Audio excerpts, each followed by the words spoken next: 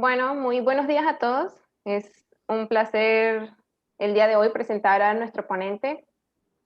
El doctor Wilmer Tesara fue mi tutor de pregrado, entonces muchas de las cosas que sé de ecofisiología vegetal las aprendí cuando estaba en el laboratorio con él.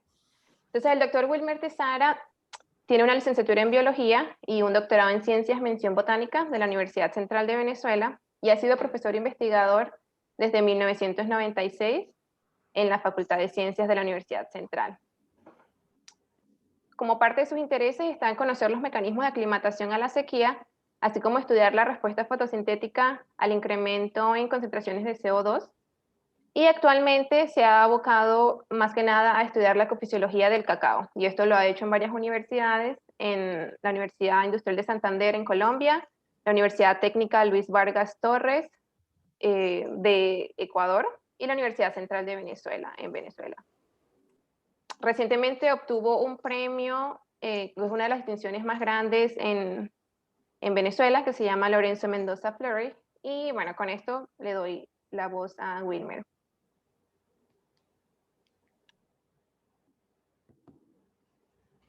Entonces, ¿puedo dar inicio? Sí. Ok. Bueno, para mí un placer realmente poder colaborarles a Elenita, Leida y a todos los ecofisiólogos de Latinoamérica en esta brillante idea de la Red Latinoamericana de Ecofisiólogos Vegetales, ¿no?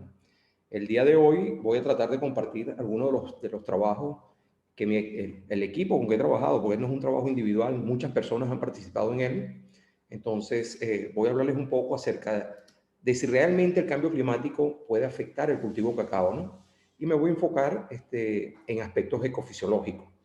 Este es un cultivo muy importante y bueno, quizás todos ustedes entiendan que de las plantas de cacao, específicamente de las almendras, nosotros obtenemos ese resultado que consumimos muchos en grandes cantidades, otros en menos cantidades, que es el chocolate, ¿no? Para mí un placer realmente estar con ustedes. El cacao es un cultivo perenne, un leñoso tropical, ¿okay? Suramericano, que vive y es nativo de los bosques tropicales, específicamente del sotobosque. Es un cultivo que le gusta la sombra, ¿okay? Produce unas mazorcas de tamaño variable, coloración variable, tamaño de mazorca muy variante también, pueden ser lisas, con una gran cantidad de almendras. Aquí, por ejemplo, estoy mostrando algunas almendras que tienen unos colores de blanco hasta violeta muy oscuro, ¿no? Este tipo de almendra blanco se le considera característica típica de cacao criollo, y más adelante explicaré a qué se refiere de esto. Acá estamos viendo un primo hermano del cacao, que es Theobroma grandiflora. Nosotros lo conocemos como copo azul, es típico de la cuenca amazónica. El cacao crece básicamente en climas húmedos, ¿no? Le encanta un bosque húmedo tropical, con 1800, 2000 milímetros de precipitación al año. ¿Okay? Eso explica por qué se encuentra limitada su producción en el cinturón de 20 grados norte y sur del Ecuador, es decir, un cultivo netamente tropical. Aproximadamente 51 países producen cacao. Allí están lo más importante. De estos 51 países, se producen unos 472 millones de toneladas métricas, que están sembradas en aproximadamente 7,5 millones de hectáreas. Eso te da una producción promedio por hectárea, unos 560, unos 600 kilogramos por hectárea. En muchos países, como es el caso de Venezuela, la producción es bastante baja, ¿no? Estamos hablando de la mitad de la producción promedio mundial. Aquí tenemos unos países que son muy productores en África, específicamente en África Occidental, donde Costa de Marfil, Ghana y Camerún se llevan la bandera, ¿no? Produciendo aproximadamente el 70% de la producción mundial de cacao. El resto se concentra en Sudamérica, donde países como Ecuador, que es el tercer productor actual en el mundo, Brasil, que debe ser el sexto productor mundial de cacao, y otros países como Venezuela, Colombia, México, Costa Rica, Panamá, República Dominicana, que producen también buen cacao. Por supuesto que Perú, Bolivia también tienen cacao. Sin embargo, en volúmenes relativamente pequeños, ¿no? Es increíble, pero hace unos 10 años hacia acá, Indonesia se convirtió en una máquina de producir cacao trinitario, lo que llamamos cacao fino de aroma. Ese cacao trinitario es una mezcla de dos tipos de cacao ancestrales, que es el cacao forastero y el cacao criollo. ¿ok? Entonces, es bien interesante esto, ¿no? Acá en esta gráfica, es un gráfico modificado de Montamayor y colaboradores en el 2008, donde él con información genética, información geográfica, pudo hablar de no de tres tipos de cacao. Normalmente se conocía el cacao criollo, el cacao forastero y el cacao trinitario, que es la mezcla de los dos cacaos anteriores. Él ya no nos habla de esos tres tipos de cacao y habla de una nueva clasificación donde hay 10 grupos de cacao. Dentro de ellos, por supuesto, el cacao que está señalado con estos símbolos en amarillo es el cacao criollo. Hay otros cacaos que son ¿cómo se diría? Muy forasteros, y otros que son excesivamente forasteros que están al oriente, digamos, de Brasil, que son los que fueron transportados a África y es el cacao que se cultiva en África. De tal manera que ahora hablamos de 10 grupos bien diferenciados. Inclusive están saliendo nuevos grupos. Entiendo que en Bolivia ya han aparecido 2 grupos, en el Ecuador han aparecido nuevos grupos también, inclusive en Venezuela tenemos grupos diferentes. La variabilidad genética del cacao venezolano es una cosa increíble, ¿no? Simplemente no está reflejado acá porque estos autores no lo estudiaron, solo estudiaron cacao Guasare, que está en la península de Perijá, entre Venezuela y Colombia, y en el occidente, específicamente en el sur del lago, también se midió este cacao, se evaluó este cacao de origen criollo llamado cacao porcelana. Fíjense que aquí está el centro de origen del cacao suramericano, netamente, con una primera área de distribución. Fíjense que, digamos, es bien interesante que los cacaos criollos se encuentren inclusive desde Ecuador, en Bolivia, en Perú, se encuentra siempre en el lado occidental del continente, ¿no? Ese cacao criollo. Luego vemos un área de primera distribución primaria del cacao, donde son cacaos forasteros. Está el Marañón, están el Curaray, el Guiana. Hay una gran cantidad de cacaos forasteros y se piensa que la separación de los Andes, la cordillera de los Andes, hizo esta separación, ¿ok? Hizo esta separación de que el cacao criollo se quedara al occidente del continente, fuese distribuido de diversas partes de Sudamérica hacia Centroamérica, ya que el origen del cacao no es centroamericano como se pensó. De hecho, hay registros hace unos 5.000 años que demuestran que el cacao fue, digamos, utilizado por primera vez en el sur de Loja, en una ciudad que se llama La Florida, ¿ok? En el Ecuador. Ya ese registro de 2.000 años que se encontraban en los mayas, en Mérida, específicamente en el sur de México, ya no es el más antiguo. Entonces tenemos un área de segunda distribución geográfica, que lo señalo con ese círculo en rojo, y luego, bueno, los diferentes tipos de cacao. Tenemos los cacaos criollos, un cacao porcelana. Aquí tenemos un cacao muy interesante por su perfil sensorial, que tiene unas notas de aromas florales únicos en el mundo, que es el cacao del Ecuador, y que lamentablemente lo están desplazando enormemente por el cacao CCN 51, ¿no? De hecho, el hecho de que el Ecuador se haya convertido en tercer país productor del mundo se debe a que gran parte del área de siembra de cacao corresponde hoy en día al cacao CCN 51, que es un cacao corriente, es un cacao que no es considerado fino de aroma, mientras que este nacional sí lo es. Esto fue domesticado hace unos 500 años. Fíjense que el forastero fue domesticado hace 250 años, son cacaos amelonados del Bajo Amazonas y fueron llevados a África, como les dije anteriormente. También los trinitarios fueron básicamente un trabajo que se realizó con personas de la Universidad de Reading, en el banco de germoplasma más grande que hay en el mundo, que es el de Trinidad y Tobago, donde hay unas 3.000 accesiones de cacao, y ellos lograron pues cruzar criollos con forasteros para dar un cacao trinitario, típico de origen. Entonces, sin embargo, yo considero que esta clasificación nueva es mucho más importante. No podemos olvidar que Venezuela, no porque no aparezca acá, no tiene cacao, ni Colombia, simplemente que han utilizado muy poco o estudiaron muy pocos cacaos de estas regiones. De hecho, en Venezuela la variabilidad genética, como les dije anteriormente, es increíble y es considerado, a pesar de su baja producción, uno de los cacaos más finos y más buscados en las industrias chocolateras. Para entrar ya en materia del cambio climático, yo podría decir que la problemática ambiental, tal como Escalante lo señaló en el 2017, tiene 3 ejes fundamentales que están interconectados unos con otros. La sobrepoblación, ¿ok? Hay un incremento increíble de la población del planeta. De hecho, actualmente habemos 7.684 millones de personas en el planeta. O sea, 7.6 billones de personas en el planeta. Por supuesto que esto trae como consecuencia que hay una mayor demanda no solo de alimentos, sino de suministro y energías, etc. Y eso trae como consecuencia la industrialización, y todo esto conlleva el cambio climático. Por supuesto que el cambio climático está asociado a una pérdida de la biodiversidad, lamentablemente, y bueno, la solución no es sencilla. De hecho, la problemática ambiental es increíblemente grande. Se piensa que para el año 2050 ya habremos 9.000 millones de personas, y para el año 2100 seríamos 11.000 millones de personas. De tal manera que el cambio climático yo no lo veo que se vaya a resolver de hoy a mañana. Es un problema que realmente es terrible. Cuando el profesor Escalante hizo la presentación y me convenció de estos tres ejes fundamentales altamente interconectados, era casi el profeta del desastre, ¿no?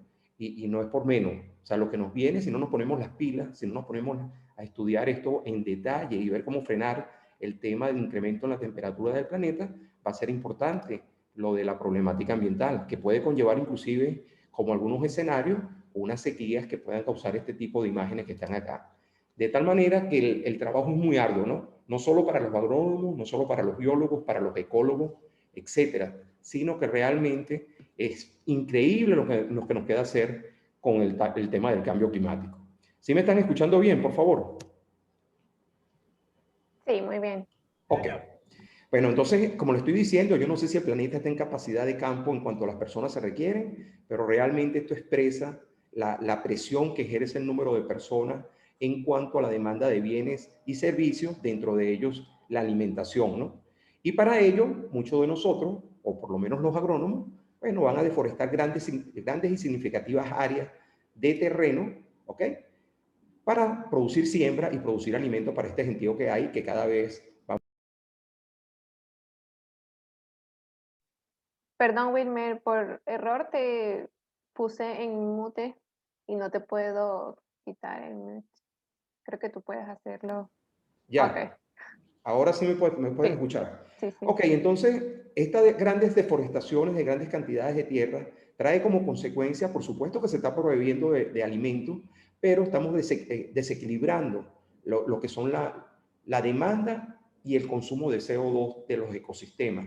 Y por lo general, con estas grandes deforestaciones, estamos produciendo inclusive mayor cantidad de CO2, que no está en equilibrio con lo que consume el ecosistema. Esto va a traer como consecuencia, adicionalmente a la industrialización, a la quema de combustibles fósiles, a la emisión de compuestos fluorocarbonados a la atmósfera, que aumente la concentración de CO2, aumente la temperatura, hayan cambios en los patrones de precipitación, haya erosión de suelos, ¿ok?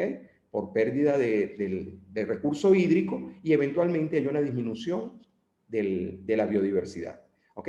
De tal manera que la agricultura tiene una tarea de producción impresionante. O sea, tenemos que ver cómo resolver el problema del hambre que se nos avecina y que ya en algunos países lo vemos, ¿no? Ok, según los diferentes escenarios y todos los modelos expresados por el Panel Internacional del Cambio Climático, simplemente nos dicen, y ustedes están viendo acá en esta gráfica donde se muestran las partes por millón de CO2 o ppm de CO2 en la atmósfera, aquí en el tiempo, que ha ocurrido un incremento, acá se ve lineal, pero si lo comparamos con los registros de 1850, cuando la revolución preindustrial, es un crecimiento exponencial. De hecho, la concentración actual de CO2 es de 415 ppm. ¿Okay? Yo cuando empecé a estudiar fisiología vegetal, hablamos de 350 ppm, 330, y ya estamos por 415. Yo no soy tan viejo así, y fíjense la concentración de CO2 cómo ha incrementado. Está incrementando una razón de 1,7, 2 partes por millón por año.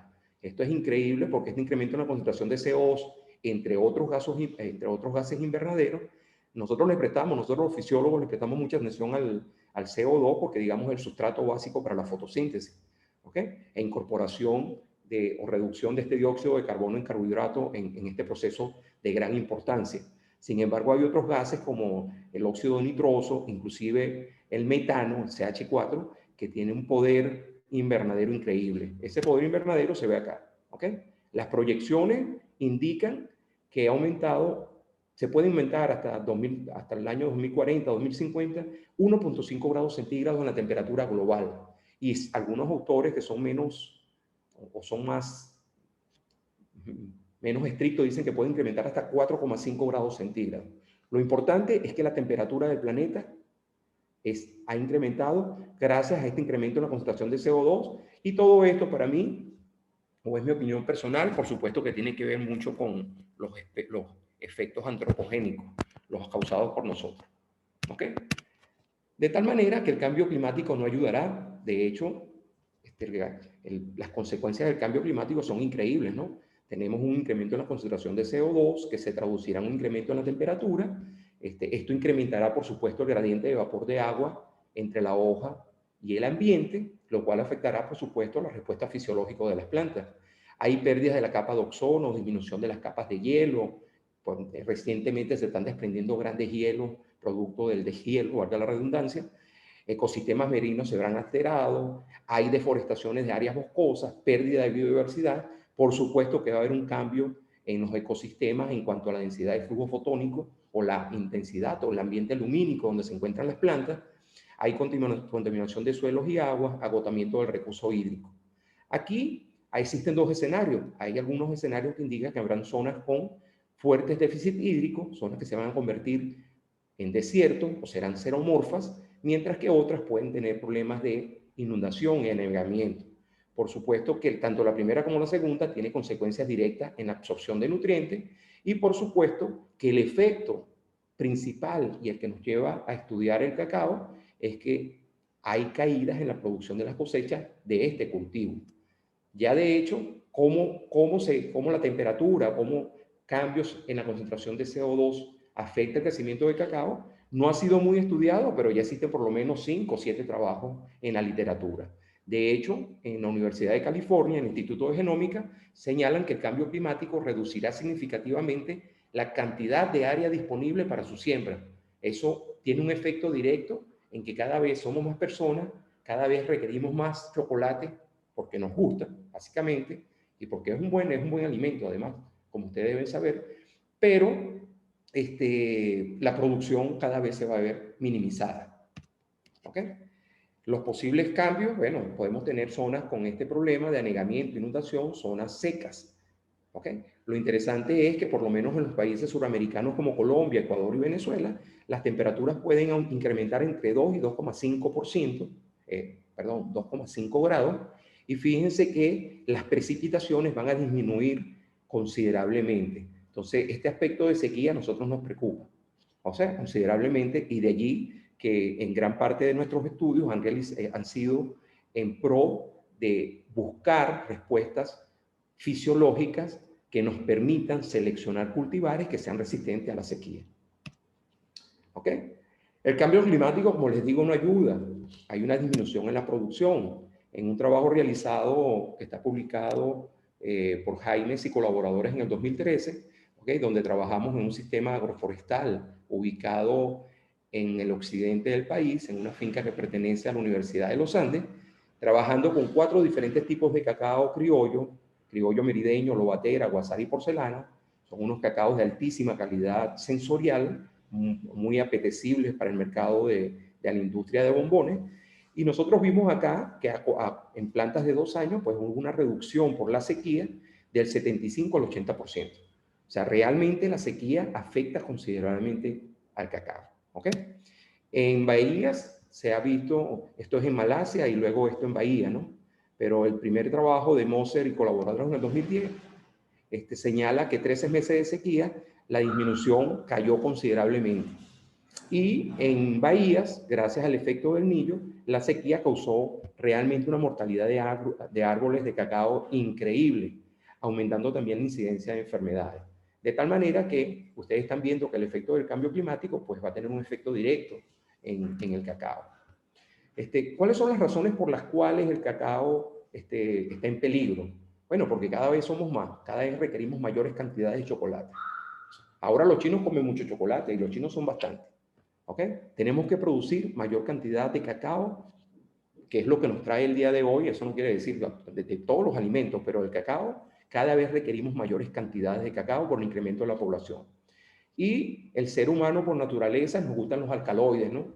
A algunos les gusta el alcohol, a otros les gusta la comida y a algunos les gusta el chocolate. A algunos les gusta la nicotina y hay quienes aman la teobromina y la cafeína. A unos les gusta el café, a otros les gusta el chocolate que tiene ambos alcaloides. De hecho, la diferencia entre la cafeína y la teobromina es simplemente un grupo metilo a este nivel, ¿ok? Y el cacao, además de tener almidón, grasas, polifenoles, tiene estos alcaloides que nos hacen sentir bien, ¿no? Está la andananina, que nos da euforia, nos da energía, tiene triptofano que ayuda en la producción de la serotonina, y muchos inclusive dicen que tienen feniletilamina, que actúa en la excitación sexual. Así que comer cacao no es mal.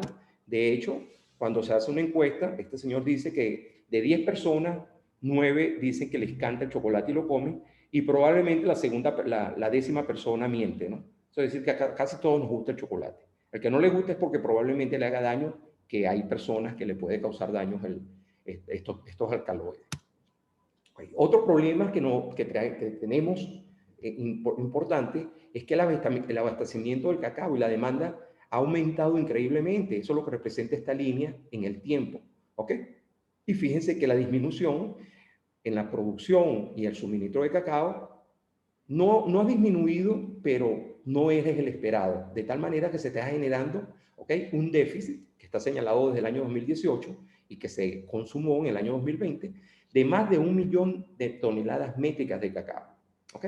Es decir, la demanda supera con creces el suministro. Y eso trae como consecuencia también que vamos a estar en serios problemas. Las enfermedades, miren, el cacao es básicamente un cultivo silvestre, es un cultivo que se le da muy poco manejo agronómico, por lo general. Hay zonas donde le tienen un manejo increíble, pero normalmente el cultivo lo abandonan y lo que hacen es cosecharlo. Y hay una gran cantidad de hongos, tenemos la fitóptora, tenemos la monilla, tenemos la escoba de bruja. Todas estas son enfermedades que en promedio pueden disminuir la producción del cacao considerablemente entre un 40 a un 80%. Eso quiere decir que básicamente los cacaos se producen y un 60% de la producción se los comen los hongos. Es triste, pero es así. ¿Ok? ¿Qué sucede en ambientes secos? ¿Qué es lo que nos proyecta el cambio climático? Que bueno, por supuesto que los hongos se van a ver menos favorecidos. Los hongos funcionan muy bien con humedad, pero los insectos se van a ver favorecidos. Y entonces, si bien puede ser que haya una reducción de enfermedades fúngicas en el cacao, vamos a ver ataques de insectos que van a ser favorecidos. ¿Ok? Fíjense lo que yo les mostraba en Bahía. Fíjense que una mortalidad del 15% de las plantas producto de una sequía y la pérdida del 89% de la producción. ¿Ok? Producto de la escoba de bruja, que es un hongo que tiene estas características. ¿Ok? Entonces, imagínense ustedes las consecuencias del cambio climático. Se pronostican grandes cambios de distribución de las especies del Theobroma cacao, que es su nombre científico, pero pueden ser que haya modificaciones que favorezcan a este hongo que es la Minioloctora roreri, que es la causante de la escoba de bruja. ¿Ok?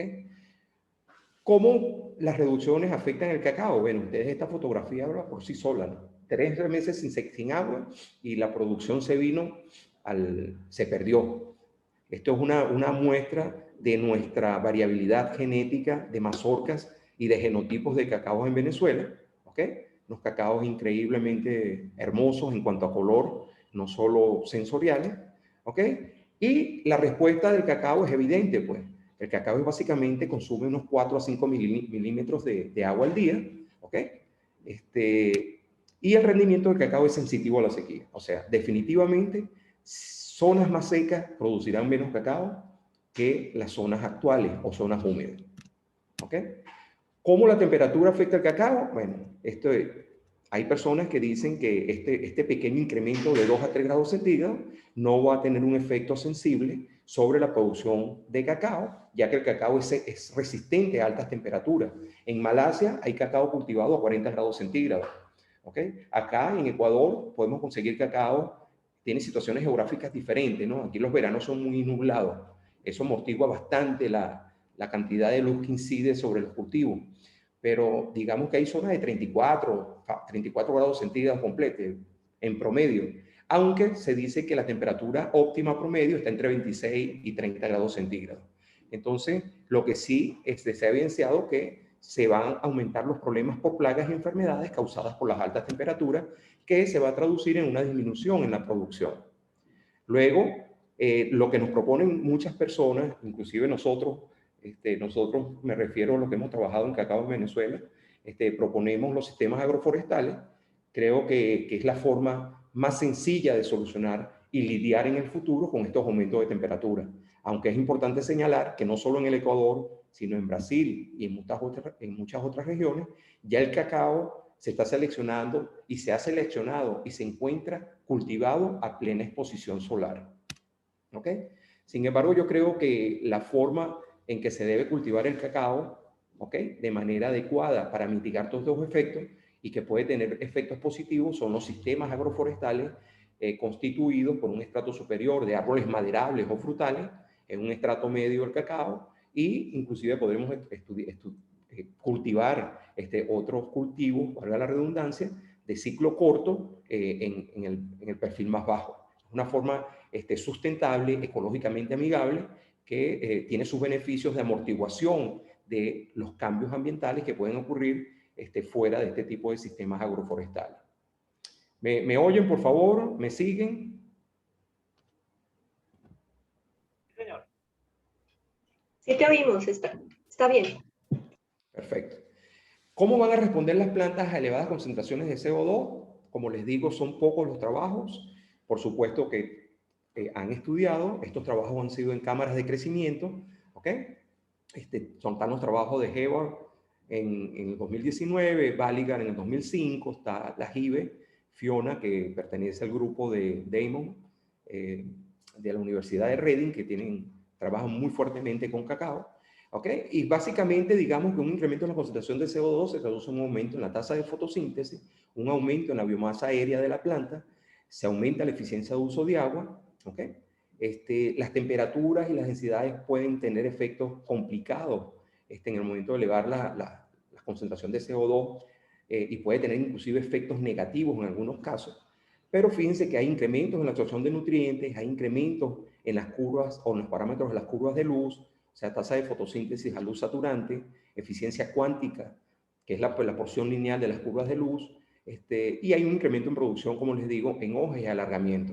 Es muy probable que no se han hecho estudios, o por lo menos yo desconozco de estudios, donde se hayan medidos el efecto de elevadas concentraciones de CO2 aislado con temperatura o con temperatura como efectos interactivos en la producción. Y yo creo que ese trabajo hay que hacerlo. O sea, lo que pasa es que en el billete, hace falta billete para meterse en este tema, ¿no? De trabajar con un sistema de fase, un sistema de inyección de CO2 en un área cultivada con cacao. Pero creo que es importante. Sin embargo, hasta los momentos, ¿ok?, lo que se ha visto, hay una revisión de la JIVE del 2020, y es que la fotosíntesis se ve, en cacao se ve favorecida, hay un incremento, y que hay un crecimiento también vegetativo en plantas jóvenes y árboles adultos. ¿Ok? Altas concentraciones de CO2 podría aliviar algunos efectos negativos del cambio climático. Entonces, si bien hay problemas con altas temperaturas, déficit hídrico, posibles efectos de plaga, bueno, tenemos por allí una luz que seguir, que es que esas altas concentraciones pueden afectar de manera positiva, mitigar los efectos negativos de algunos factores ambientales sobre la producción de cacao. ¿Ok? Para ello, la licenciada Fabiola Ríos, bajo la supervisión del doctor René Garruña en México y bajo mi colaboración también, trabajamos el efecto de elevadas concentraciones de CO2 y su interacción con altas temperaturas sobre la fotosíntesis, ¿okay?, y crecimiento en clones de cacao criollos mexicanos. Y aquí lo que estudiamos fue básicamente dos cultivares de cacao que fueron cultivadas en estas cámaras de crecimiento que están ubicadas en el Instituto Tecnológico Nacional de Concal, en Mérida, en Yucatán. Okay, no es en Mérida, es en Yucatán. Concal es la ciudad donde se encuentran estas instalaciones. Allí el doctor Garruña tiene un proyecto donde trabaja con el efecto de elevadas concentraciones de CO2 y su interacción, no son efectos separados, está trabajando con efectos interactivos, y bueno, nosotros aprovechamos, ¿verdad?, y trabajamos en colaboración, y esta Fabiola obtuvo unos resultados increíblemente buenos, están en proceso de escritura, ¿ok?, y que les voy a mostrar con el permiso de ella. Ella va a continuar sus estudios de maestría prontamente y espero que nos tengan datos relacionados con déficit hídrico, temperatura y altas concentraciones de CO2 en uno o más clones de cacao.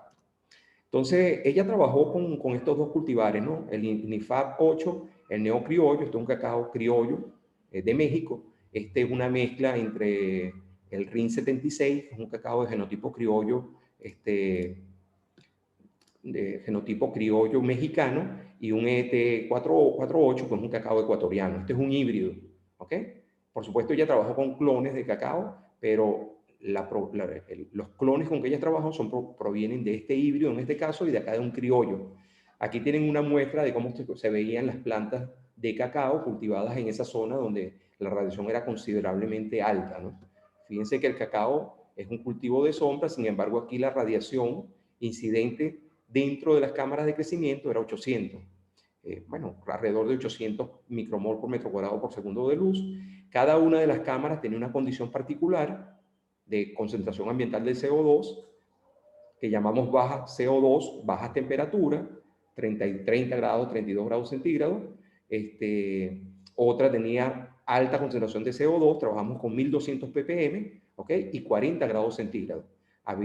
Entonces tenemos 4 tratamientos, pues. Uno de baja concentración de CO2, baja temperatura, alta concentración de CO2, alta temperatura, alto CO2, baja temperatura, y el último tratamiento sería bajas concentraciones de CO2 y alta temperatura. Aquí tienen las medidas promedio del microclima dentro de las cámaras, y lo interesante a ver acá, no solo tanto las temperaturas, que se mantuvieron bastante bien, con aires acondicionados, ventiladores, hubo algunos problemas técnicos que ella pudo solventar, pero aquí lo interesante y que recalco, fíjense el gradiente de vapor de agua. Son unos gradientes realmente extraordinariamente altos para el ecosistema natural de donde se encuentra el cacao, que debe ser de unos 1,6, 1,8, quizás 1,2 kilopascales. Aquí estamos trabajando 2,5 kilopascales, relativamente una atmósfera bastante seca, y cuando estudiamos en las cámaras que tienen alta concentración de CO2 y baja concentración de CO2, pero a temperaturas elevadas, fíjense que el gradiente de vapor de agua es increíblemente alto, es de más del doble, 4,2 kilopascales, un ambiente realmente seco, ¿no? Con una humedad relativa, ¿ok? En promedio, bastante baja. Aquí, Fabiola nos muestra las temperaturas promedios de las hojas, ¿ok? Fíjense que aquí tenemos una escala azul, temperatura de 25 grados centígrados, ¿ok? Mientras más rojo se van temperaturas hasta de 45 grados y tiene estos colores. Y aquí vemos que con precisión se pudo mantener, o las plantas mantuvieron las temperaturas foliares de ambos cultivares de cacao en las temperaturas promedios que fueron controladas. Temperatura promedio foliar fue 30 grados centígrados. En el tratamiento de alto CO2 con altas temperaturas fue alrededor de 40, como ustedes pueden observar. Aquí con baja temperatura, pero alto CO2, la temperatura promedio foliar fue alrededor de 30, 31. Y nuevamente aquí con baja concentración de CO2 y alta temperatura, fíjense que las temperaturas foliares fueron bastante cercanas a la temperatura promedio de la cámara. De tal manera que estas plantas durante 120 días, pues realmente tuvieron no solo a la condición de CO2 que les estoy comentando, que fue controlada por un software gratuito. Utilizamos la tecnología Arduino para como un microprocesador para poder controlar las altas concentraciones de CO2 dentro de las cámaras. Como resultado, hay muchos resultados interesantes. Me dice mucho a mí de lo que ocurrió. Aquí estoy mostrando el balance de carbono y agua diurno. Se construyeron cursos diurnos de 4 plantas por cada genotipo en cada una de las cámaras. Se empezaron a medir a las 7 de la mañana hasta las 5 de la tarde, y luego se hizo el balance de carbono, ¿ok? Durante el día de esos 2 cultivares en cada uno de los tratamientos. Viene de Wikipedia. Perdone. En cada uno de los tratamientos. Lo interesante es ver que lo siguiente, fíjense que a alto CO2 y a altas temperaturas, ¿ok? Hubo un incremento de 4 a 8 veces en el balance de carbono de estas plantas, ¿ok? Aquí en la pérdida de agua por transpiración hubo 1,4 o 2,7 veces mayor para el caso de alto CO2 y altas temperaturas. Para el caso de acá de bajo CO2, alta temperatura, fíjense que también hubo una duplicación 1,5 veces mayor. Es interesante que ver que el LINIFAD tuvo como mecanismo quizás para mantener su funcionamiento adecuado fisiológico, tratar de compensar por pérdidas de agua, por transpiración, cosa que no hizo el neocriollo, ¿ok? Sin embargo, fíjense que hubo un incremento considerable en el balance de carbono, hubo un incremento también en la pérdida de agua, pero esto se tradujo en un incremento de 2 a 3 veces mayor la eficiencia de uso de agua en el tratamiento con alto CO2 y altas temperaturas, ¿ok? Fíjense que ambos tratamientos con alto CO2 y altas temperaturas, bajas o altas temperaturas, se vio favorecida la eficiencia de uso de agua. Eso se debe básicamente a que el CO2 estimuló el proceso fotosintético, redujo la fotorrespiración y simplemente eso se traduce, ¿ok?, con esto que ustedes ven acá. Fíjense que aquí tenemos las plantas, perdonen, aquí tenemos las plantas en los diferentes tratamientos y ustedes pueden ver que las dos del medio, que son alto CO2, bueno, hubo una mayor inversión de biomasa, es evidente, ¿no? En ambos clones, que la distribución de biomasa de estas plántulas de cacao alto CO2, independientemente de la temperatura, fue increíble, ¿no? También es importante y hacer notar acá que las altas temperaturas, ¿ok? La alta temperatura tuvo un efecto en decremento del crecimiento de las plantas, inclusive causó el 58% de mortalidad. Eso ya me está diciendo que las plantas de cacao no son, o por lo menos en su estado juvenil, no son tan resistentes a cambios en la temperatura. Nosotros aquí demostramos que efectivamente ese incremento de 10 grados centígrados trae un problema considerable en el balance de carbono, inclusive las plantas se mueren, pues. Entonces, en el futuro eso hay que tenerlo en cuenta, ¿ok? Pero esto simplemente es esto que ustedes están observando acá, que es una figura que habla mucho, es básicamente producto de los balances de carbonos diurnos y de pérdidas por agua, ¿no?, que ocurrieron en estas plantas. En esta otra gráfica nos muestra Fabiola en los dos cultivares, clones, el NIFAD 8 y el neocriollo, nos muestra, ¿ok?, las curvas ACI. Aquí podemos observar simplemente que hubo cambio.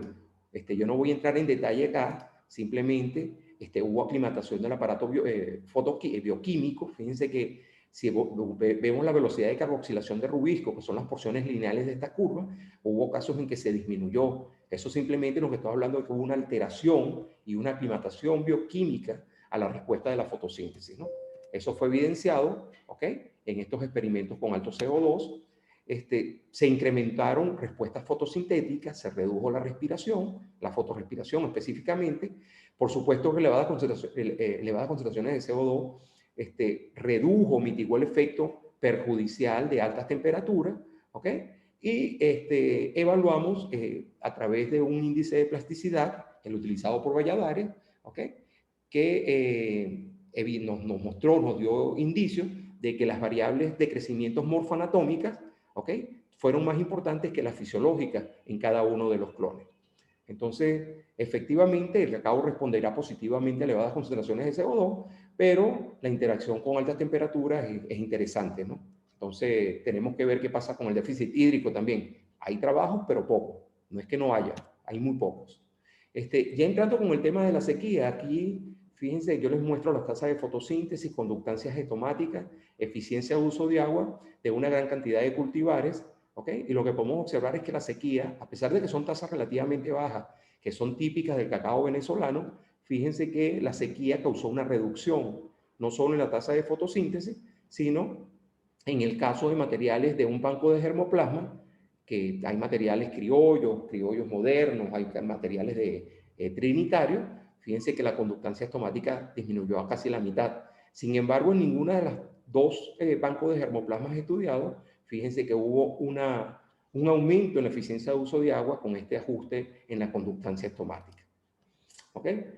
En otro trabajo realizado con 31 cultivares en Miranda, en Barlovento, en la zona central norte de Venezuela, aquí simplemente nosotros hipotetizamos que la eficiencia de uso de agua aumentaría de manera diferente dependiendo del tipo de cacao. Es decir, nosotros partimos y consideramos que la plasticidad fenotípica o la plasticidad fisiológica que observamos en la respuesta a la sequía de los cacaos de esta región, ¿ok?, iban a aumentar por la sequía. Esa era la propuesta. Nosotros queríamos observar si las diferencias del desempeño fisiológico, la respuesta a la sequía de estos clones podrían ser o nos podrían sugerir diferencias en la tolerancia a la sequía. Bueno, los resultados fueron bien interesantes. Acá muestro la relación entre la fotosíntesis y la conductancia estomática. No es de asombrarse. Es interesante que son muy bajas las conductancias, las tasas de fotosíntesis correspondientemente bajas, producto de una baja apertura de los estomas. Aquí los puntos azules representan cacaos medidos en lluvia, los puntos rojos en sequía. Y es interesante ver que cuando introducimos nuevos materiales medidos en el Ecuador, que están aclimatados a altas concentraciones de CO2, inclusive en Venezuela, pero plantas más expuestas y menos protegidas por el ambiente, por la sombra. Fíjense que los materiales que nosotros medimos acá están en esta región y sin embargo hay materiales que ya están adaptados en el Ecuador e inclusive en Venezuela, en varias haciendas que medimos nosotros, plantas expuestas a full exposición. Entonces el cacao es capaz de tener una respuesta fotosintética considerablemente mayor, ¿no? Eso es interesante por este lado.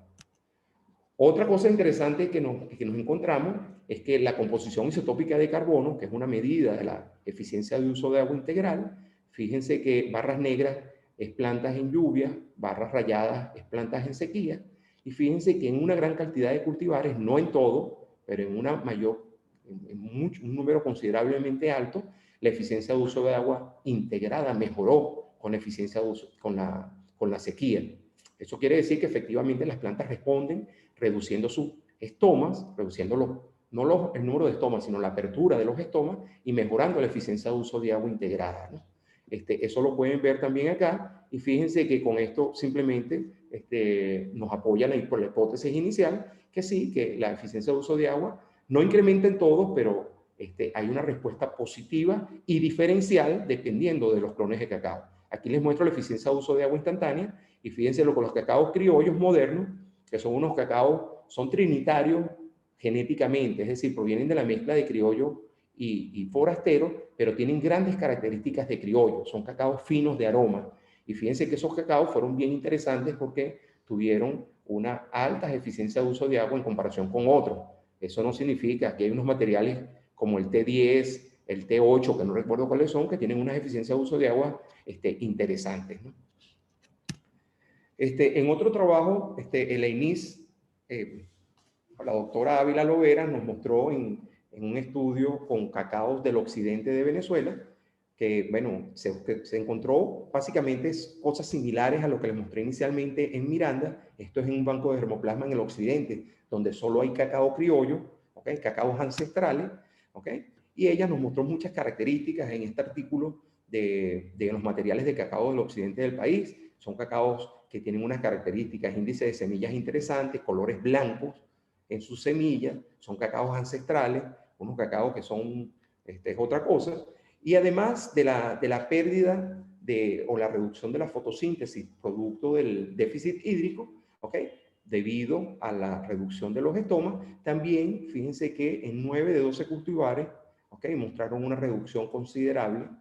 O sea, en 9 de los 12 cultivares hubo una reducción considerable en el nitrógeno foliar. Eso nos da evidencia a nosotros directa de que probablemente factores metabólicos que pueden estar influenciados como proteínas, que van a tener menos nitrógeno disponible en la hoja, afectaría la fotosíntesis.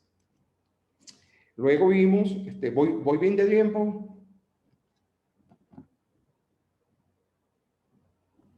Ya creo que me falta poco. Yo diría como unos 5 o 7 más minutos para tener tiempo 7. para preguntas. Ok, voy rápido. Aquí, en este trabajo de Almeida, nos presenta un trabajo donde ella simplemente estudió 4 clones recientemente liberados en Barlovento, gracias a su productividad y a su resistencia a enfermedades. Y nuestra predicción fue que la fotosíntesis iba a disminuir con el déficit hídrico y con el anegamiento, ya que los estomas se cerraban. Y adicionalmente a eso, evaluamos que la conductividad hidráulica foliar iba a disminuir producto del cierre estomático. ¿Ok? Entonces, lo que encontró fue esto, ¿no? Este es el resultado principal de la... Perdonen. Lo que encontró, los símbolos, datos sobre mercados financieros o... El teléfono me vuelve loco, disculpen.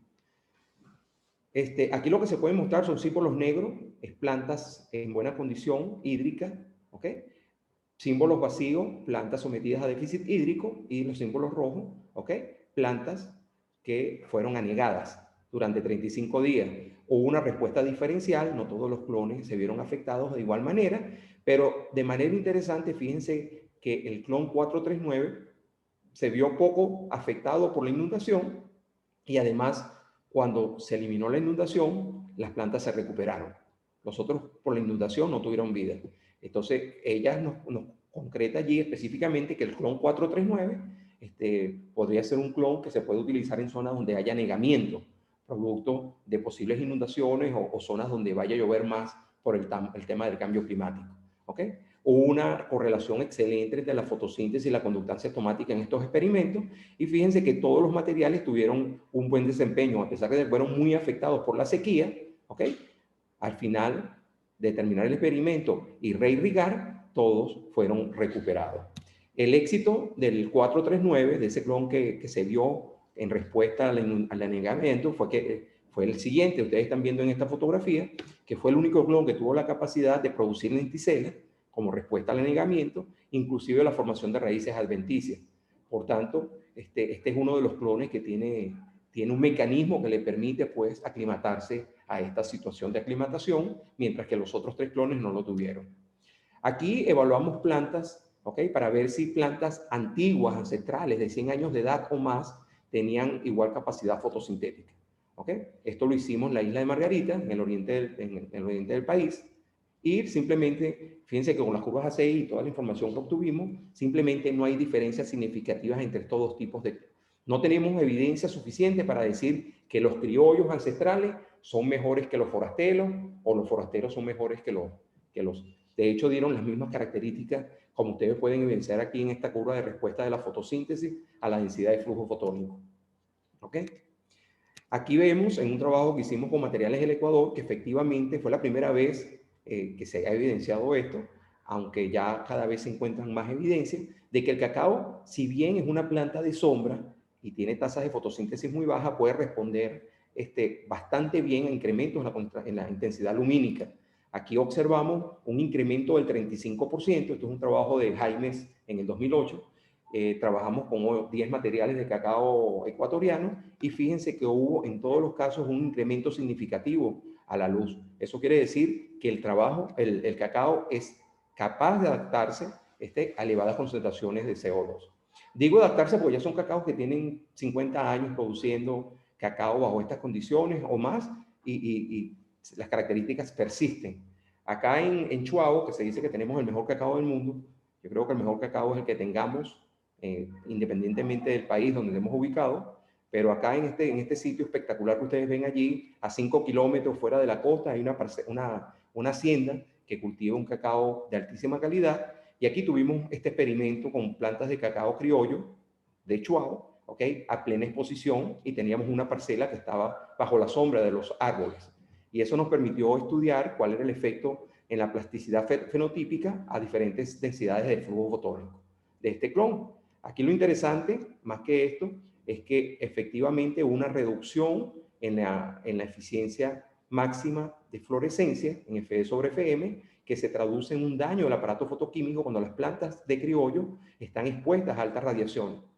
Fíjense, en este caso, esto es absorción. Aquí no se vio evidencia de fotoinhibición, pero estos fueron plantas en el invernadero en 3 meses y en 6 meses, pero fíjense que en el campo, ¿okay? El exceso de radiación trajo una disminución considerable de este parámetro. Hay indicios de fotoinhibición, y entonces allí nosotros concluimos que este cacao no está apto para zonas de alta concentración de CO2. Otra de las cosas que se vio aquí, estudiando el índice de plasticidad, es que las características bioquímicas, a diferencia de lo que nosotros pensamos, que las morfológicas son más importantes y más plásticas que las fisiológicas, en este cacao encontramos por estos índices de plasticidad que las características fisiológicas fueron más importantes y mayor peso que las morfológicas. Las fisiológicas, mayor peso que las fisiológicas.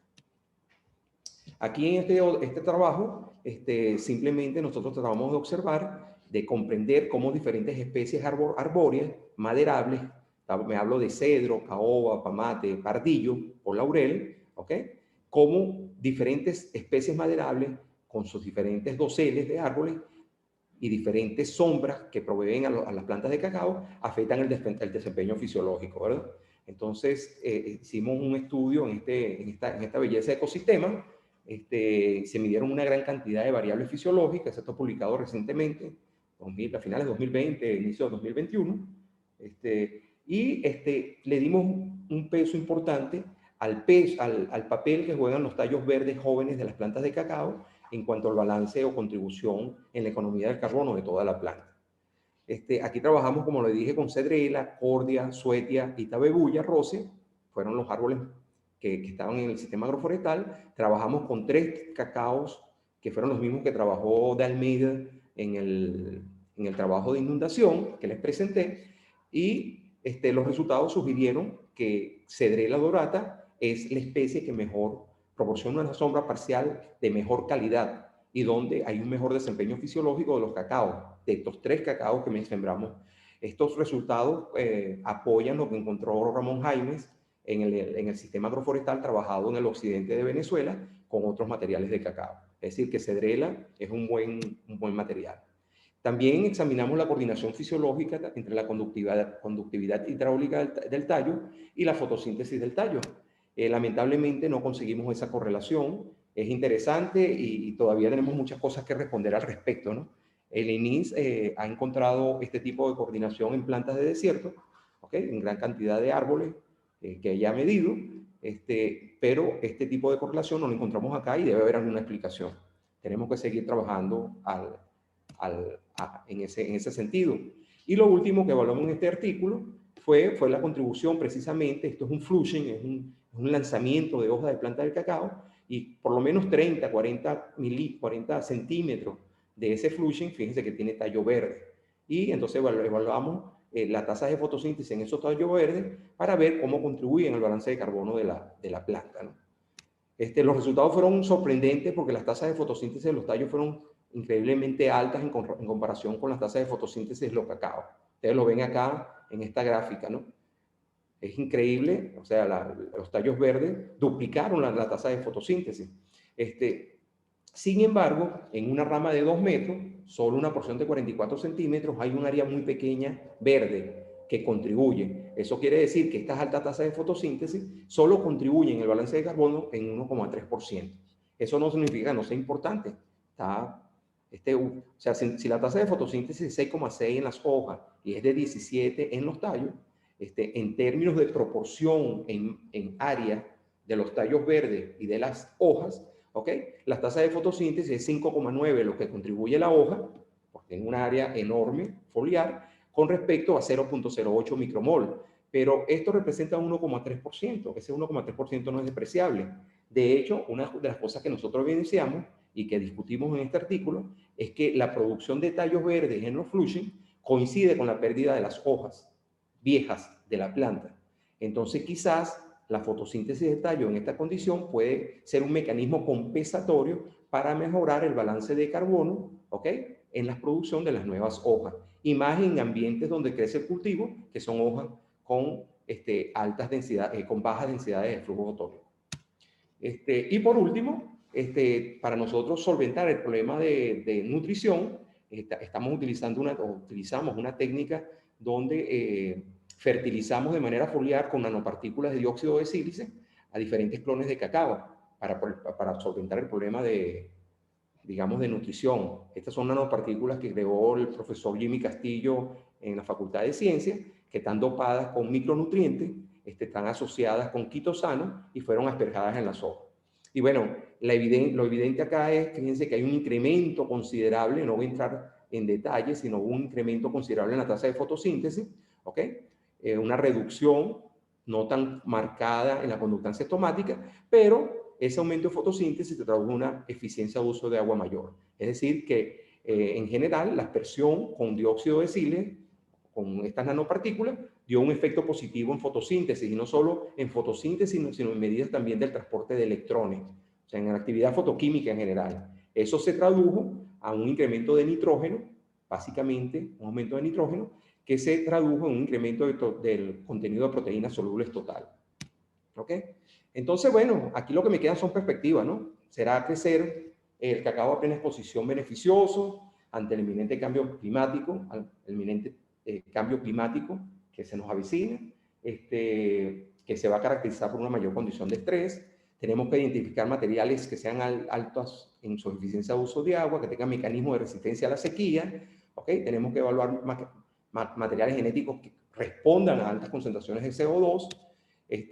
Y por último, tenemos un tema de cacao que no viene al tema, pero bueno, tenemos que meterlo por allí. Esta charla la he dado en otras ocasiones con relación al cadmio, ¿no?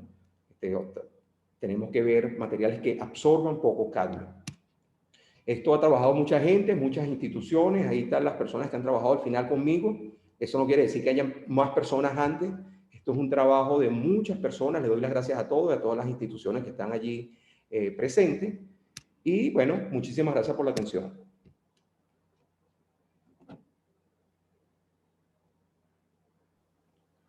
Muchas gracias, Wilmer. Gracias. Creo que me pasó un poquito de tiempo, mi disculpa. Está bien.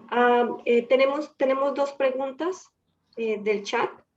Yo creo que solamente vamos a poder responder así corto las dos preguntas, porque pues sí llevamos cortos del tiempo. ¿Está bien? La primera pregunta es de Gerardo Ábalos. ¿Es factible plantar cacao a mayor elevación para amortiguar los efectos de las mayores temperaturas en zonas bajas? Esto trae otras consecuencias, pero sería importante ver si es una posibilidad real. Bueno, yo he visto cacao, amigo, a 900 o a 1000 metros de altura. No sé cuán alto, pero hasta 1000 he visto cacao cultivado y tiene buenos resultados. He visitado algunas haciendas cerca de la Sierra de Perijá, en Maracaibo, en el Rosario, y hay cacao porcelana, inclusive cultivado a 900 metros. Acá en el Ecuador, al pie de monte, también he visto cacao no es un cacao, no te voy a decir 1500 metros, porque te estoy mintiendo, pero sí 900, 1000 metros de altura. Entonces sí se podría ampliar en ese sentido, por lo menos hasta esa altura que le estoy comentando. Rocío Guerrero también pregunta, ¿cómo es la dinámica del rendimiento de cacao a diversas altitudes? No tengo datos al respecto, porque el cacao, como bien se sabe, se cultiva más bien, o la mayor cantidad de cacao se cultiva a nivel del mar, ¿no? En zonas bajas, o a 300 metros o a nivel del mar. No sé si cambia, probablemente cambie, pero no tengo datos al respecto. ¿Ok? Y por supuesto que en la producción, bueno, ahí tenemos que meter la genética, tenemos que meter la interacción genética-ambiente, tenemos que meter todos los factores de estrés en las plantas, pero sí hay diferencias, o sea, por supuesto que hay diferencias. El genotipo te puede dar unas diferencias enormes. Ahorita todo el mundo quiere sembrarse CN51 porque esa mata produce muchísimo. Pero lo que pasa es que es un cacao que a mí no me gusta porque es de baja calidad. Bueno, esa puede estar relacionada con una pregunta que se me escapó aquí. Gerardo Ábalos también preguntó, ¿por qué de todos los tipos de cacao se decidió llevar a los forasteros silvestres a África? ¿De pronto calidad, capacidad de adaptación o razones económicas? No, yo pienso, estoy hablando por lo que he leído. Yo lo que pienso, que recuérdate que Brasil fue colonizada, descubierta, no sé con qué nombre ponerle, por los brasileños, por los portugueses, ¿no? Llegaron los portugueses. Y entonces los portugueses tenían ¿cómo te digo? Tenían más relación con África occidental. Por estar ese cacao en esa región de Brasil, o sea, en Brasil hay mucho cacao forastero, fue el que pudieron mover a África con mejor. No tiene nada que ver con si hubiesen llevado cacao trinitario, se hubiese dado también, o criollo. Siendo el criollo, algunos lo consideran muy poco productivo, muy sensible. Hay cacaos criollos productivos y con cierto grado de resistencia. Pero fue una cuestión circunstancial. Estaban los portugueses en Brasil. En Brasil lo que había era mucho cacao forastero, está del lado oriental de la cordillera, y eso fue el cacao que llevaron al África. ¿Ok? Doctor Wilmer Tesara, excelente presentación. Muchísimas gracias por darnos la oportunidad de escucharlo. Se nos acabó el tiempo, entonces gracias a todos por su asistencia y entonces estamos cerrando este seminario. Yo quería brindarles una información respecto de la encuesta, pero mejor la voy a escribir por correo electrónico para que miren los resultados. Bueno, si alguien más tiene algo por decir, Elenis, y si no, cerramos entonces este seminario. Doctor Muchas Wilmer gracias, Tesara. Lili. Sí, muchísimas gracias. Bueno, un Interesante. placer para mí, espero que haya sido de su agrado. Este es un tema fascinante, hay muchas cosas por hacer todavía, pero bueno, aquí estamos a sus órdenes, ¿ok? Cualquier pregunta, por allí tienen un correo electrónico, no hay problema. Ok, perfecto. Muchísimas gracias a todos. Chao, hasta luego. Bye bye. Bueno, que estén muy bien. Chao. Chao. Chao.